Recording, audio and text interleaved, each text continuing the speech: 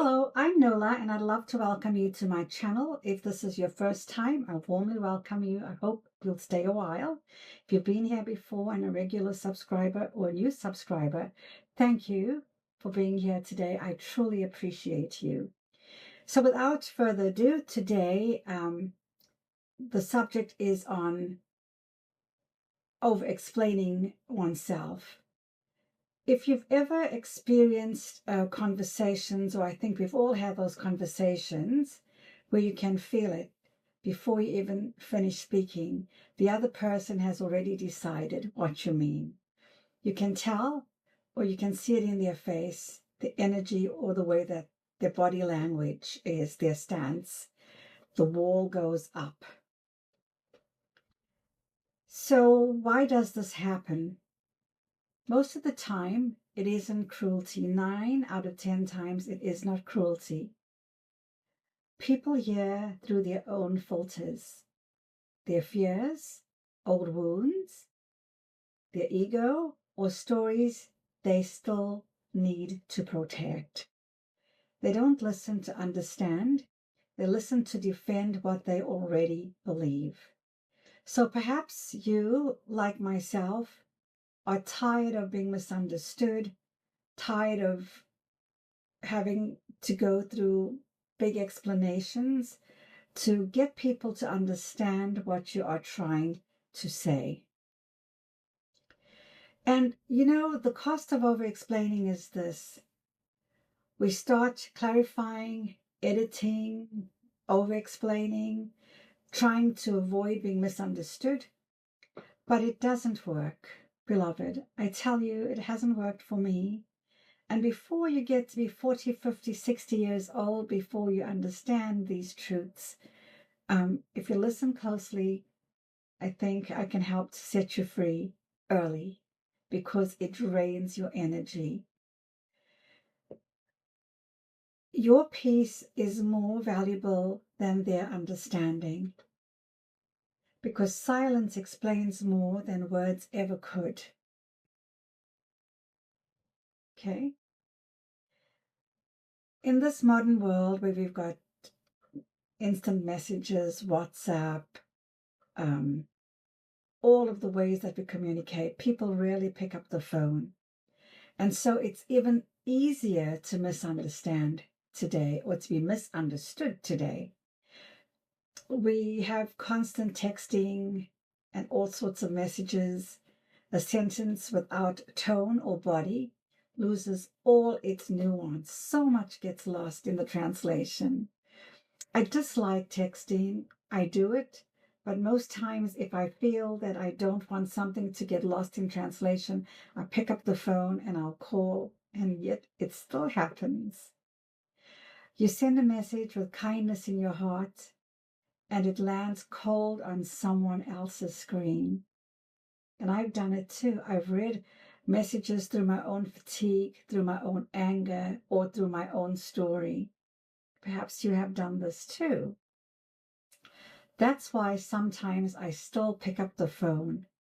You can hear a smile. You can hear care in a voice, or the pause that means I didn't mean it that way. When people don't really know your voice, they fill in the blanks with what they think you meant. So it might just help you, if it's really important to you, to pick up the phone and say what needs to be said with kindness and understanding and peace. And for people like myself that may be learning a new language, the same thing happens. People project their understanding onto your words, and suddenly your meaning is lost in the translation, even with people that speak your native tongue.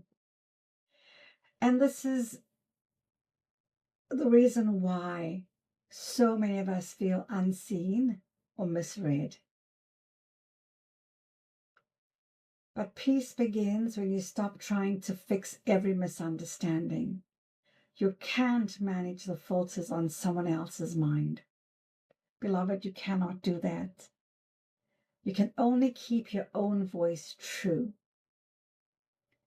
So sometimes the best thing you could do for yourself is choose silence. And that silence, I promise you, will equal peace. Silence isn't withdrawal. It's self-respect. It's saying, I don't need to perform my truth to be valid. When you stop chasing understanding, a peace finally comes to you and it has room to find you. Silence feels loud at first, yes, and uncomfortable, but then it softens and it becomes the sound of freedom. So we all see the world through our own lens and believe our view is the right view. Oh, I'm so guilty of that. But what if, just what if for one moment we tried to see through someone else's eyes? Maybe their sky really does look gray to them. That doesn't make them wrong. It just reminds us how differently we all see. So I want to encourage you to understand this. You don't owe clarity to those committed to misunderstanding you, because some people, no matter what you may say or I may say, are fixated on just finding fault. No matter what you say, there are those people, and I've had a couple in my life, no matter what I've said, it is always the wrong thing.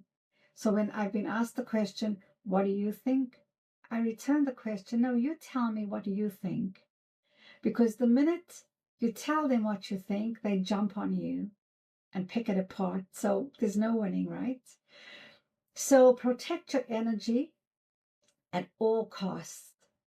Wisdom speaks when silence serves awakening. Let your actions embody the truth they're not yet ready to see. Be still. Yes, be still. Be quiet. And in that will come your freedom. You'll be free. Because sometimes silence is the most fluid language of all. Oh boy, imagine if everyone lived this way. The peace would be its own intelligence. It's amazing how the moment you stop explaining yourself, your spirit starts to rest. That has been my experience. And that's when the world begins to make sense again. So if you are tired of being misunderstood, you're tired of explaining yourself, understand this, beloved. Not everyone is going to want to understand you. They've already prejudged you. They dislike you for whatever reasons. None of your business, not yours to fix, not yours to carry. It just is. And so on that note, I am going to leave you today. If you found this helpful, would you please consider liking, sharing with someone that may need to hear this today, and subscribing to the channel. Please remember that kindness is truly important. Be kind to yourself, beloved, and be kind to those that you meet, because everyone is dealing with something that none of us have any idea about. So be kind. The world is pretty heavy at the moment, and kindness really matters. Until the next time, have a great week, and bye for now.